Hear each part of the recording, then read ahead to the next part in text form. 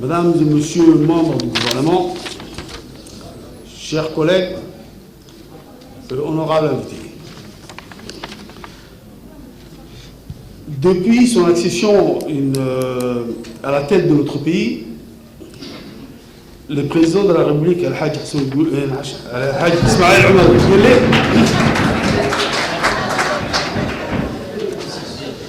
place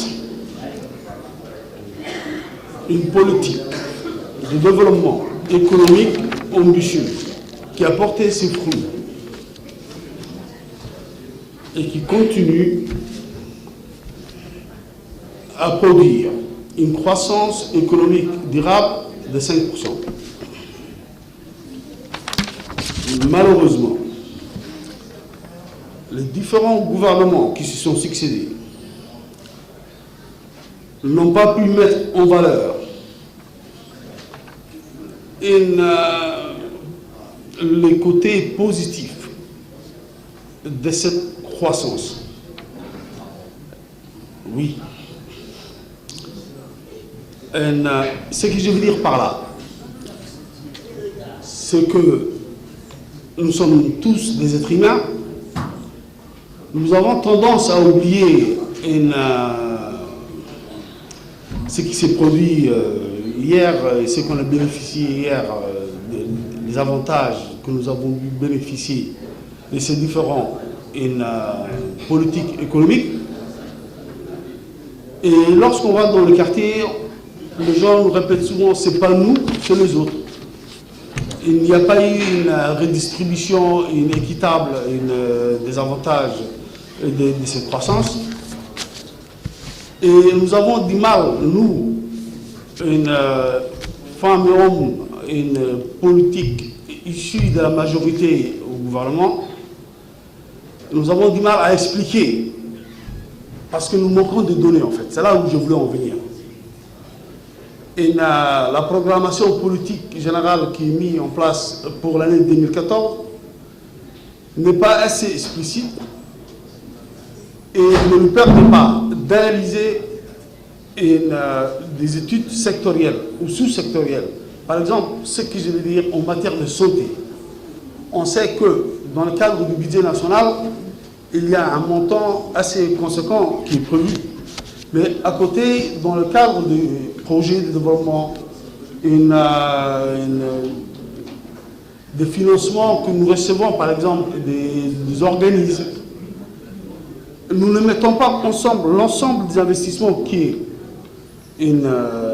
que l'État met au niveau de la santé. Nous n'avons pas assez de données pour pouvoir expliquer l'importance que le gouvernement accorde à ces secteurs. Nous avons du mal à faire comprendre à la population combien ça coûte la consultation d'une personne au niveau de l'hôpital. Nous ne connaissons pas combien ça coûte. Les gens nous disent, nous, on paye. Mais qu'est-ce qu'ils payent? Ils payent quoi? 200 francs, 300 francs, 500 francs même. Mais réellement, le coût est beaucoup plus élevé. C'est que le gouvernement fait un effort considérable en matière de santé. Les gens nous disent, nous n'avons pas de médicaments. Mais l'État, il n'y a pas de service gratuit en fait. Le service public n'est pas gratuit, il a un coût. En matière d'éducation, c'est pareil. Un enfant qui va à l'école, soit dans une école primaire, soit dans une école secondaire, il faudrait qu'on puisse savoir combien il revient à l'État. Pour qu'on puisse mieux expliquer que malgré les faibles moyens que nous disposons, la croissance économique que nous connaissons, nous le redistribuons selon des secteurs donnés. Nous avons des priorités au niveau de santé. Nous n'avons pas, nous manquons de données en fait. C'est la manière dont nous mettons en valeur cette politique qui est, à mon sens, très généreuse. Par exemple, il y a les jeunes élèves qui sont au lycée ou à l'université qui bénéficient, ces derniers temps, de transports gratuits, où l'État met en place des bus pour le ramener jusqu'à l'école. Et ça, nous n'arrivons pas à assez valoriser, assez sensibiliser le public pour dire voilà ce que le gouvernement met en place comme moyen, comme redistribution de croissance économique, quoi.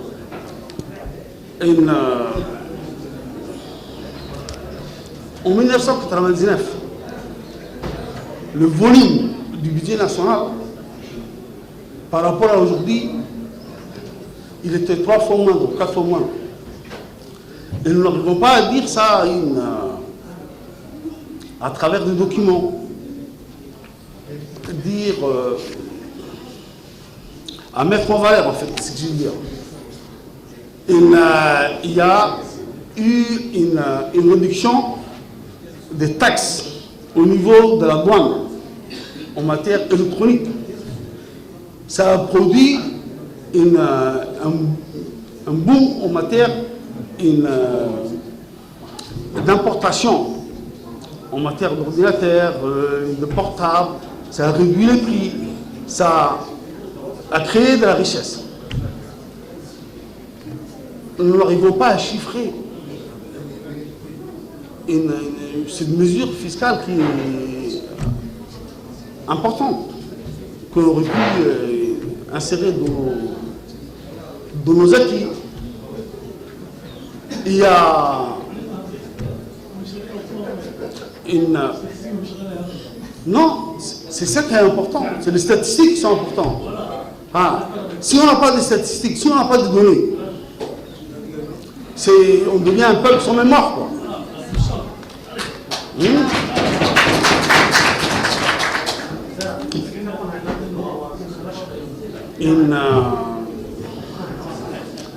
Le nombre d'emplois qui ont été créés depuis 1999 jusqu'à aujourd'hui, on aurait pu l'avoir, ou depuis l'année dernière.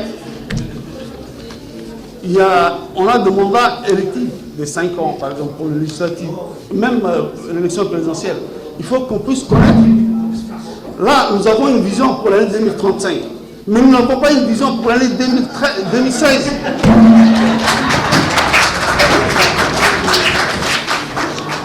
Je ne sais pas, mais moi, il y a certaines choses qui me... Il y a le compte financier que nous analysons ici sur 70 établissements, une caisse, fonds, une société anonyme. Nous n'avons reçu que 5. Est-ce que c'est normal? Ce n'est pas normal. Mais... 5 sur... je sais, on n'a même pas reçu 10% hein, des comptes financiers. Il faut que tout le monde s'y mette. Au sein de chaque ministère, il y a des départements qui sont concernés. Et là, on est en train de mettre en place la politique générale du gouvernement. Mais je n'ai jamais vu de feuille de route par ministère. Chaque ministre doit mettre en place une feuille de route qui s'insère dans la politique générale du gouvernement. Ah non, non, nous on l'appelle. Moi personnellement, au niveau de la commission, on l'appelle. Je ne sais pas si l'Assemblée a reçu.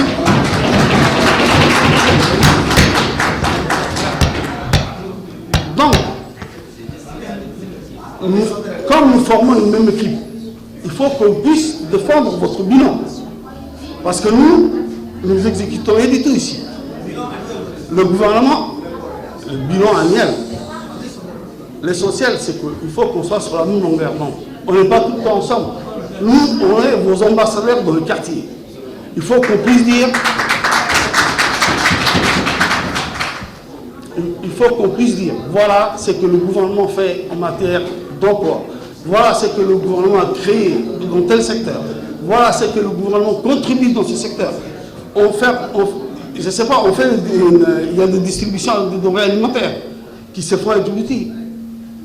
Mais il faut chiffrer, il faut qu'on puisse savoir à qui profite. Pour qu'on puisse dire, voilà, le gouvernement a distribué tant de rations alimentaires à tant de familles. Ah, hein?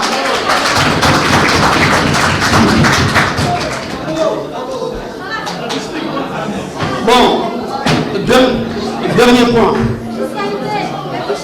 Il y a plusieurs organes, l'État possède plusieurs organes de contrôle. Je ne sais pas, l'inspection générale des finances, l'inspection générale d'État, la Cour des comptes, je ne sais pas, qu'est-ce qu'ils font?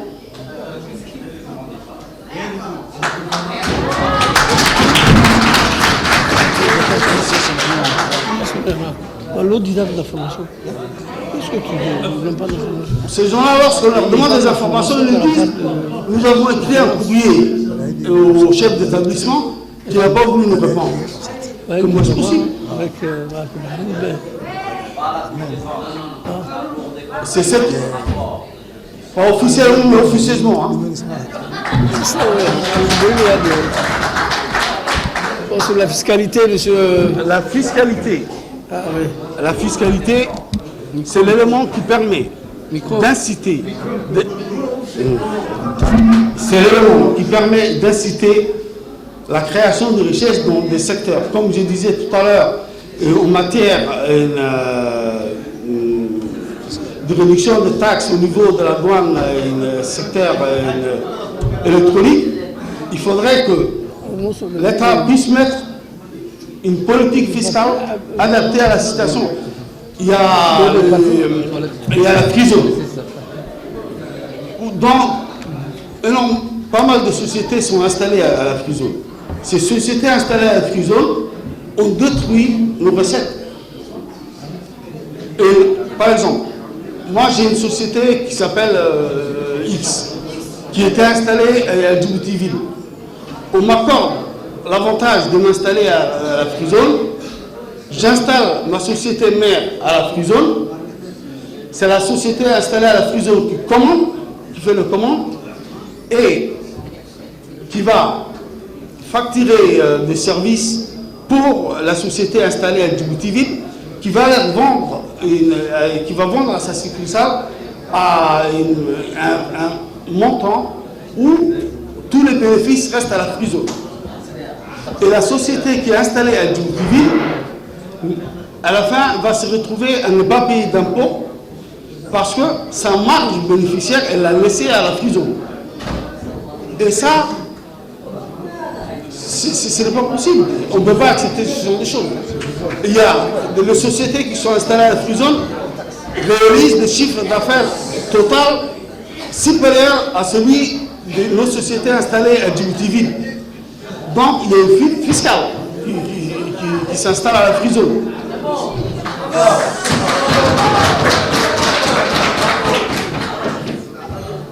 Il y a énormément, il y a pas mal de Djiboutiens, qui font des activités génératrices de revenus à Djibouti-Ville même, et qui ne payent pas d'impôts et qui ne payent pas qui n'ont pas de patente. Qui n'ont pas de patente, qui travaillent dans le secteur informel. Ces gens-là vous diront qu'est-ce qu'a fait l'État pour moi? Et ce type-là est en train de travailler dans la sécurité, en train de profiter des infrastructures que l'État a mis en place et qui échappent à la fiscalité. Donc, je ne sais pas, il faudrait revoir la fiscalité djiboutienne. Il faudrait que ça touche tout le monde. Il ne faut pas que des gens échappent à la fiscalité.